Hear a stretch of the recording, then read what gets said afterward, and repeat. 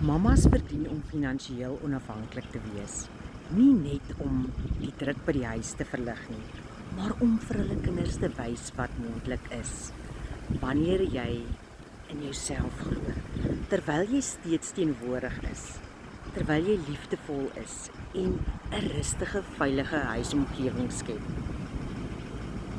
Ek het begin bang, vol twyfel en vrees veroordeel, maar my hoekom was sterker.